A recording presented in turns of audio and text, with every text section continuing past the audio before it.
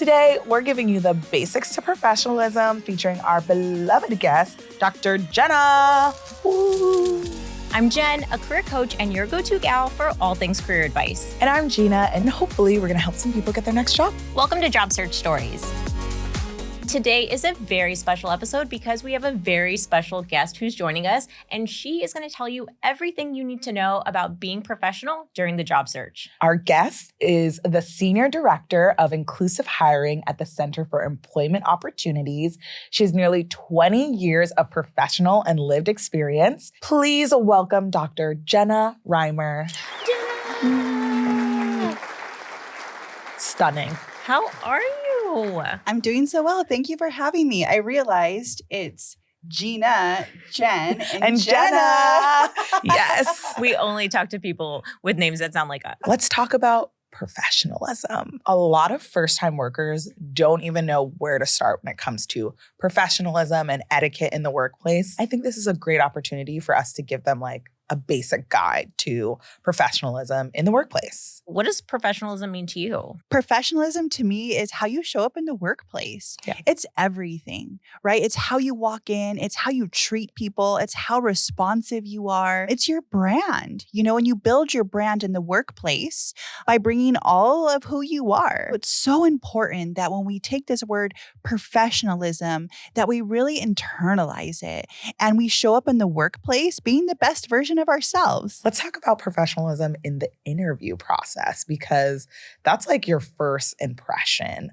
Have you ever experienced someone not being professional or had a moment where you weren't, super professional in the interview process? I look back at some moments and I get a little cringy because I realize that I overshared or I shared details that weren't important or they didn't add anything. They didn't elevate the conversation. Yeah. And so you show up being professional to the interview and having almost respect or reverence for the interview process by asking good questions, by not oversharing, by preparing, by researching, all of these different tactics that we need to take seriously during the interview process because it gives a representation of professionalism before you even get the job. I think the biggest thing that I've noticed is respecting the interviewer's time. If you don't show up to the interview or you're late is being apologetic, because that shows that you might not be reliable or dependable. Can I just add a really quick tip in here that I think is so important and I'm feeling it right now in my heart and so I want to share it? Yeah. About emails,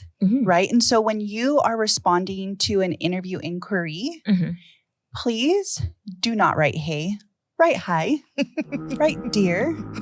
Hello. Hey. Hey, girl. Hey is what we use when we're talking to our friends, right? Or in a professional setting with our work friends. But when you're interviewing, use hi.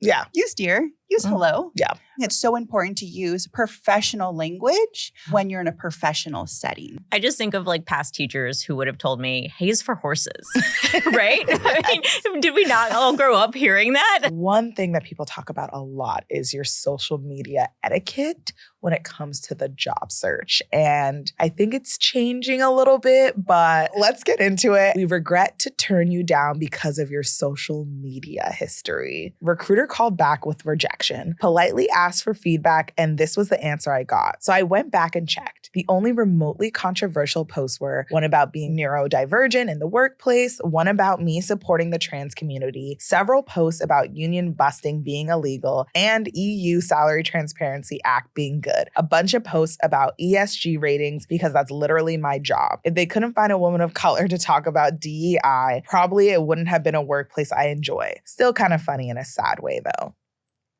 Jenna, Ooh. What are your thoughts? First off, I don't think her posts are controversial at all. I think they are probably her values. What she is posting is very values aligned, right? And if that's who she is as a person, and if she's being rejected for who she is as a person, then she is absolutely right. She probably doesn't want to work there anyways. What is a social media policy? Because I think a lot of first-time workers wouldn't really know what that is. Typically, social media policies are put in place by companies to protect the company or the brand. They're just some guidelines that they typically give employees to ensure that if they're posting and they're associated with the company, that they're not going to post something that could reflect negatively on the company. Do you think that there should be a separation between your personal life and the workplace, especially when it comes to social media? Oh, I love this question. Ooh, okay. I am who I am, regardless whether I'm at the workplace or not. Okay. I am the same person. However, I personally keep my personal life separate from the workplace because it's my safe haven. Yeah. It's my place of refuge. Yep. Now, if you were to check out my social media, which is private, by the way, but if you were to check out my social media, you would be able to see that I'm posting things that I'm doing at work. Right? I'm proud of what I do at work. I also talk about my personal life at work, but I'm very careful to keep those two things separate. Yeah. And again, this is just a way that I have learned my boundaries professionally, navigating through the many years that I have. And it works for me. Yeah. But also, just because it works for me doesn't necessarily mean that it's the right thing for someone else to do. Right. With first-time job seekers or young job seekers, sometimes they're in a place where their social media has only been for personal use. They haven't necessarily cultivated a brand beyond something that might be a little bit lighthearted and fun. So it can be really important for them to have, or at least starting to think about that separation, because the reality is that recruiters are looking at social media profiles. There was this study that was cited in the Harvard Business Review that showed that 54% of recruiters said that they had rejected candidates because of what they found on their social media. And that if the candidate had put a social media account on their resume, or if they were able to find their social media site, that 70% of them were checking in them and were looking at them. So if your information is public and you've included it, chances are somebody's going to see it. Can people get rejected from jobs, or do you believe they should get rejected from jobs for like political posts? Whether or not you should, there's a possibility that it could happen. You know, unfortunately, the hiring process is very much managed by people, and people have biases. As much bias training as they take that says they shouldn't, and to remove it from hiring processes, sometimes it does still creep in. So should people be excluded because of their political beliefs? I personally believe that you can be a good person and believe different things politically than myself or, you know, my coworkers. I think what's more important are the types of posts that you might be sharing, as long as what you're sharing for your political beliefs are not divisive or controversial, because that could be an indicator that you may not be open to working in an inclusive environment, or you may not foster inclusivity. Yeah. So I think it really just kind of depends on what type of the nature of the post you're sharing. One other thing that I wanted to add to that is what you post on social media will be there potentially forever. Yeah. And so you may have a belief today, right? But your beliefs may change in 10 years from now or in 20 years Any from reality show contestant, ask the girls of Love Island, The Bachelor. It doesn't go away. I love when people pull up old tweets and it's like 2009. And it's like, oh, you thought that was going to go away? You thought you could delete that? That's right. And I think there can also be a common thread that will follow you through your professional career. For example, for the past 20 years or so, I've always supported people coming back from incarceration. That's my values. That's my belief system, right? And so I am fine with posting different things about that because for me, that's going to be constant in my life. Yeah. And so I don't find risk in that. I'm okay with someone pulling up something that I said 10 years ago because it's the same person. I said what I said back then, and I'm the same person that I was back then as I am today. Blend, you're saying, of the personal and the work. Like that's who you are, but it's also what you do. That's right. I think this is something that I struggled with growing up. Was when I was applying for colleges in high school, they would say, be careful what you wear and post on social media. Be careful if you're going to parties and you post it on social media because you won't get into college. You won't get a job. Is that still a thing? Will people get rejected from jobs for those reasons? Will they or should they? I mean, both. Let's say both. So I think, your brand is who you are, and people can look online and find things about you. They may think differently, right? Based upon your actions or what you're wearing, what they perceive to be a certain thing. Now, I also think it's really important that if you want to wear something and that is who you are, wear it. Mm-hmm. Right? I don't think anyone, Mic drop. I don't think we have the right to dictate and to tell people what they should or they shouldn't wear if that makes them feel comfortable in who they are. Mm-hmm. Now, what I will say is you should be professional in the workplace, right? And so when you show up to work, you should dress whatever is appropriate for your profession. Yeah. But what you are doing off the clock, you know, if it's worth it to you, then you should feel comfortable wearing what you want to wear. Yeah. Also understanding that you may be judged. Yeah. Any advice for like young job seekers who are navigating the social media stuff? Should they clean it up? Should they go private? Can you do both?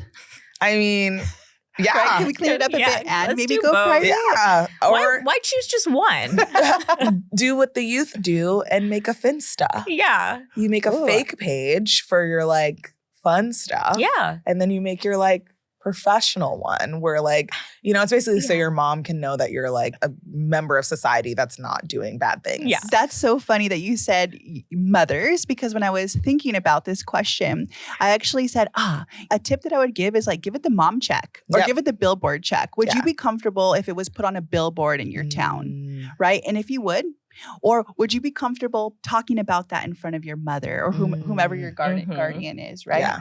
And so, and if that's the case, then that may be your gut check. You give yourself permission to proceed. But if Yeah. not, if you get that feeling in your stomach, like, ooh, maybe I wouldn't share this with my mom, Yeah. then maybe you shouldn't post it on social media. I know, like for myself, I only have one. I only have Facebook, old school Facebook. I don't have anything else. Jen has none. So she's like, Really? you're talking to the wrong crowd. You know, I have a professional rule where I do not have any of my coworkers as Smart. my social media friends. Yeah. Young Right. professionals, take that note. Yeah. I do not. Yeah. And then that gives me permission when people request me to talk to them about it and say, you know, I have a personal rule. I do not accept any of my coworkers as my social media friends. If our paths go separate ways and then we become friends outside of work, absolutely we could be social media friends. But while I'm here and while I'm working alongside of you, I have strong boundaries there. We're keeping it professional. That's right. I want you to know all this advice that you've been giving, I don't follow any of these. So like I literally, when I get back, when we're done with this, I'm going to clean it up. I'm going to like do better. So self-introductions can be so important because there are so many times throughout the job search process that we actually have to introduce ourselves to people. When we're talking about a self-introduction in the job search process, what are we really talking about?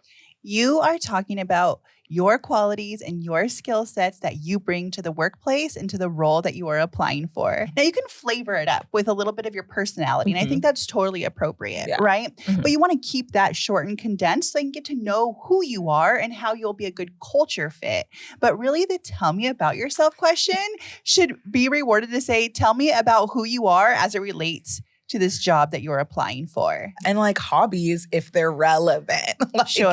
In the heat of the moment, when you're nervous, we have a tendency, at least I have a tendency to sometimes overshare. And so this is why practice is so important. Jen loves to say that. Right? Practice. You have to practice. And so that way, when someone asks you, tell me about yourself, or you're making your self-introduction, it's concise, right? It contains the important information. Yeah. You don't find yourself rattling along. And once you say something, you can't take it back. Yeah. You can't hit pause and hit erase, right? You can't take the post down when you're in an interview or when you're doing a self-introduction. Once you say it, it will exist forever. Yeah. And so you have to be super careful and really prepared when you're making the self-introduction, especially not limited to, but especially during the interview process. Yeah, totally agree. If you practice no other interview question, the only one you could ever had to practice, tell me about yourself. That's right. And I feel like when you answer that question well and the interviewer is just like, then you feel so much more confident. Yeah, awesome. Right? It gets it going. Yeah, you're like, ooh. I also read somewhere that an interviewer makes up their decision within like the first 10 seconds or something like that of the interview process. Yeah. Right? You're And getting that's judged intense. real quickly. Yeah. Right? So if you Real don't quickly. nail it and you don't knock it out of the park, you lose an opportunity to engage engage the interviewer where they want to learn more. They may not ask you more in that moment, but if you actually get the job and you start, they'll remember you. And they'll have follow-up questions for you. And you are already building that relationship with someone that is potentially going to be your new employer. How would you suggest someone makes their self-introduction in an email? So I think my tip for self-introduction is I would say like, hello, whoever the person is. My name is Jenna. I'm a senior director at the Center for Employment Opportunities. I am reaching out to you because of I would like to meet with you, or I'd like to know more about this, or I have this question. I appreciate your response. I look forward to hearing from you. Sincerely, Jenna. Very short, very concise. I want to give them a hook, if you will, so they can respond back to me. I want to make it interesting. I want to make it engaging. I want to make sure it aligns with their area of expertise. Short and cute. That's a great template. It's the introduction. Who are you? Your reason for reaching out. What are you looking to learn?